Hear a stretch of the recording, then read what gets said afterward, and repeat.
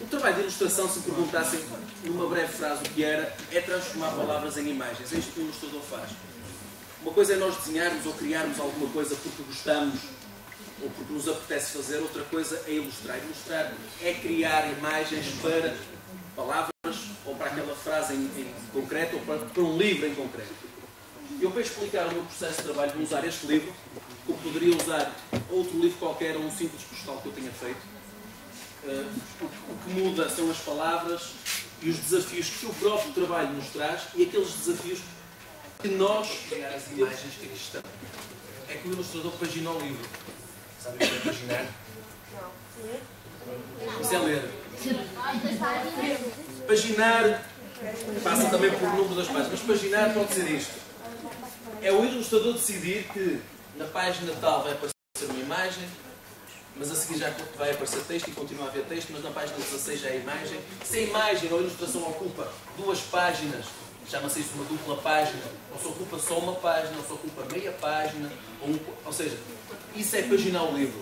Ou seja, quando me foi entregue este livro, por exemplo, eu deixei-me confirmar, mas acho que são 59 páginas, entregaram uma simulação de paginação. O livro tem 59 páginas e havia uns espaços em branco, eram uns espaços, obviamente, para pôr as ilustrações. Só que esses espaços podiam ser alterados. Ou seja, eu tenho a liberdade de mexer a mancha de texto e criar novos espaços para ilustrar, desde que não ultrapassem as 59 páginas. O nascimento, a morte, a carta de amor à Ofélia, que foi o grande amor da vida dele, momentos de grande trabalho, a viagem que ele fez, que ele foi para a África do Sul e depois voltou. Ou seja, eu comecei a reduzir esse texto a pequenas palavras. Lá está, arranjar as palavras que eu preciso para me orientar no meu trabalho. E quando eu defini isso, comecei a avançar para a criação das próprias ilustrações. Nós podemos ter várias ideias para a mesma coisa, suponho eu, não é? Ou seja, isso é uma coisa importante que vocês têm que reter na ilustração. Quando vocês veem um livro de ilustração, é que elas não são as únicas hipóteses para ilustrar aquele livro. São as hipóteses que aquele ilustrador encontrou. E como tal, é que nós podemos ter várias soluções para estas vias. Isto vocês vão ver ali em grande projetado, são estas folhas, que estão aqui em original. Isto são folhas A4 reutilizadas, poderia ser um bloco. Eu faço os meus esboços com uma caneta preta fina que eu gosto, podia ser a lápis ou lápis de cor, eu trabalho assim.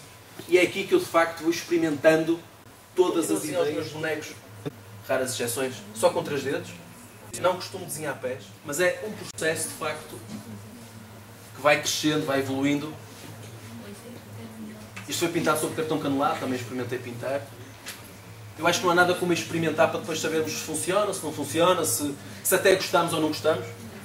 Isto é um personagem feito com formas geométricas tão simples como quadrados, triângulos, um cilindro.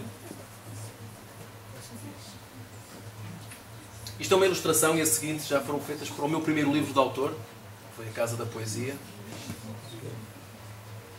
que já tinha ali um Fernando Pessoa. E houve uma altura também que isto aqui é uma capa de um livro, a seguir vai aparecer a contracapa, que já não consegui digitalizar tudo. Tudo que vocês estão aqui a ver foi pintado a acrílico.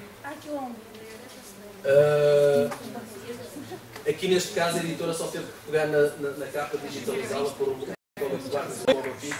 E eu lembrei-me, como isto era um livro de anedotas, eu lembrei-me de fazer uma vaca com 3 cabeças, elas estão a cantar com os chocalhos nas patas. Atenção! Isto é o tal pormenor que é o mais importante para mim. Se tem 3 cabeças ou tem um corpo, o que está ali representado são vacas. O carro é cartão grosso, isto é plasticina, clipes, cartolina amarela, cartolina preta, arame, também arame os óculos, depois pintado com acrílico. O fundo é uma cartolina azul, as nuvens é uma cartolina branca e a solução que eu encontrei, porque vocês estão a reparar que as nuvens estão ali, parece que estão suspensas, não é? Só um desafio, fora aqueles que nós podemos criar. Neste caso, eu tive que fazer uma ilustração por lenda, ao contrário, por exemplo, deste livro de Fernando Pessoa, em que eu tive que ler a história toda e criar várias ilustrações ao longo da história. Eu tinha 20 lendas, tive que ler cada uma das lendas e criar uma imagem por lenda, um momento que para mim fosse um momento importante da história. Porque há aqui uma coisa importante, não sei se vocês sabem, é que o ilustrador não fala com os autores sobre o trabalho. Ou seja, quando me entrega um livro para ilustrar, por exemplo, este livro foi escrito pela Amélia Pinto Paes. Eu por acaso nem a conheço pessoalmente, mas eu não falámos sobre o trabalho. Ou seja, não me é entregue um texto e a seguir eu vou telefonar ou falar com o autor e ele dá-me as ideias dele. Isso não funciona assim. E ainda bem que não é assim. Nem eu queria. Porque isto é uma interpretação pessoal de cada ilustrador em relação ao livro que está a ler. Portanto, é entregue o livro, é entregue as palavras e a partir daí nós arranjamos as soluções, criamos as imagens. E deixa-se ali atrás. Alto, que é para eu ouvir. O que é és? És uma versão caderno de desenho? É para eu ver?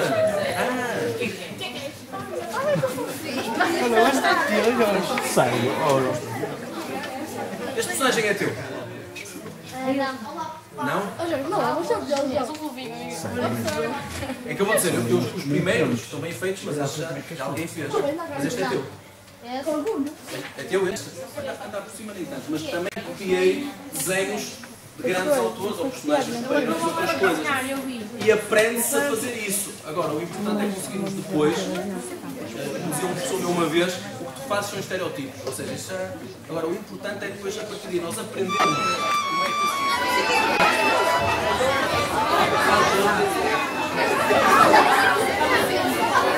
é.